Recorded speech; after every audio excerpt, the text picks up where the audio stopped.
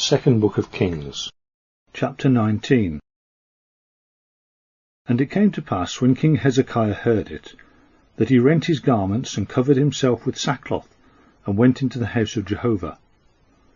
And he sent Eliakim, who was over the household, and Shebna the scribe, and the elders of the priest, covered with sackcloth, to the prophet Isaiah the son of Amoz. And they said to him, Thus says Hezekiah, This day is a day of trouble, and of rebuke, and of reviling.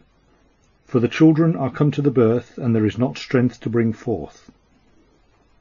It may be Jehovah thy God will hear all the words of Rabshakeh, whom the king of Assyria his master has sent to reproach the living God, and will rebuke the words which Jehovah thy God has heard.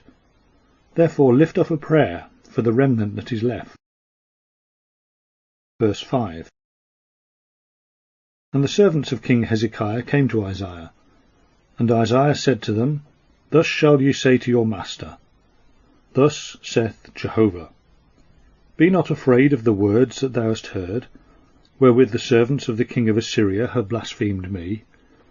Behold, I will put a spirit into him, and he shall hear tidings, and shall return to his own land, and I will make him to fall by the sword in his own land. Verse 8. And Rabshakeh returned, and found the king of Assyria warring against Libnah, for he had heard that he had departed from Lachish. And he heard say of Tirhakah, king of Ethiopia, Behold, he has come forth to make war with thee. And he sent messengers again to Hezekiah, saying, Thus shall ye speak to Hezekiah king of Judah, saying, Let not thy God, upon whom thou reliest, deceive thee, saying, Jerusalem shall not be delivered into the hand of the king of Assyria. Behold, thou hast heard what the kings of Assyria have done to all countries, destroying them utterly. And shalt thou be delivered? Have the gods of the nations which my fathers have destroyed delivered them? Gozan, and Haran, and Rezeph, and the children of Eden that were in Thalassa? Where is the king of Hamath, and the king of Arpad, and the king of the city of Sepharvaim, of Hena and Ivar? Verse 14. And Hezekiah received the letter from the hand of the messengers, and read it. And Hezekiah went up into the house of Jehovah, and spread it before Jehovah.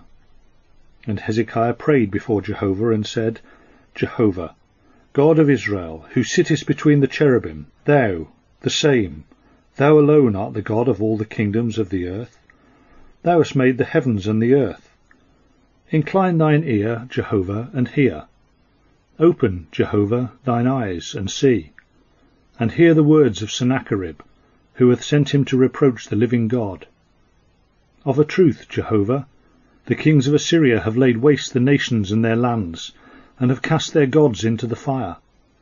For they were no gods, but the work of men's hands, wood and stone. Therefore have they destroyed them. And now, Jehovah our God, I beseech thee, save us out of his hand, that all the kingdoms of the earth may know that thou, Jehovah, art God, thou only. Verse 20. And Isaiah the son of Amoz sent to Hezekiah, saying, Thus saith Jehovah the God of Israel, That which thou hast prayed to me concerning Sennacherib king of Assyria I have heard. This is the word that Jehovah has spoken against him.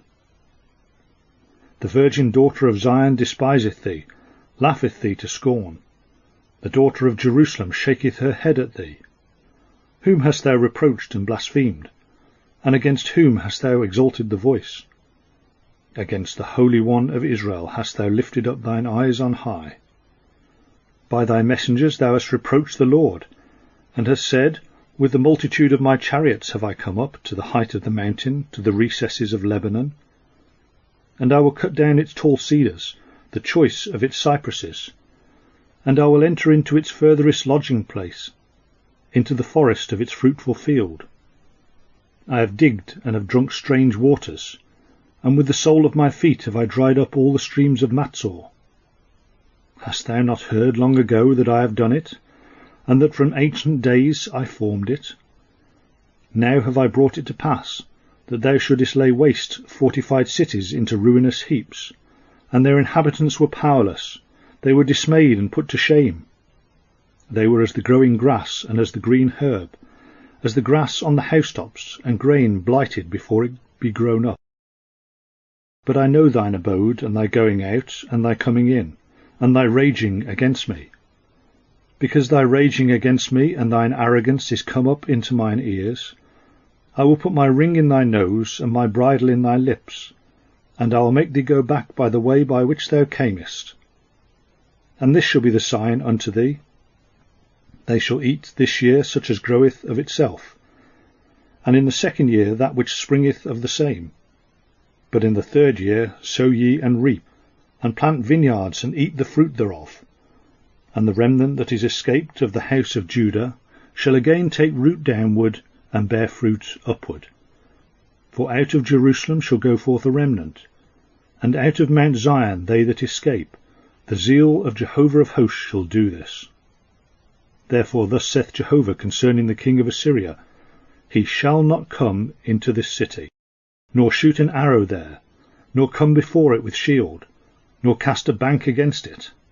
By the way that he came, by the same shall he return, and shall not come into this city, saith Jehovah. And I will defend this city to save it, for mine own sake, and for my servant David's sake. Verse 35. And it came to pass that night, that an angel of Jehovah went forth, and smote in the camp of the Assyrians 185,000. And when they arose early in the morning, behold, they were all dead bodies. And Sennacherib king of Assyria departed, and went and returned, and abode at Nineveh. And it came to pass, as he was worshipping in the house of Nisroch his god, that Adramelech and Sharezer his sons smote him with the sword, and they escaped into the land of Ararat, and Esarhaddon his son reigned in his stead.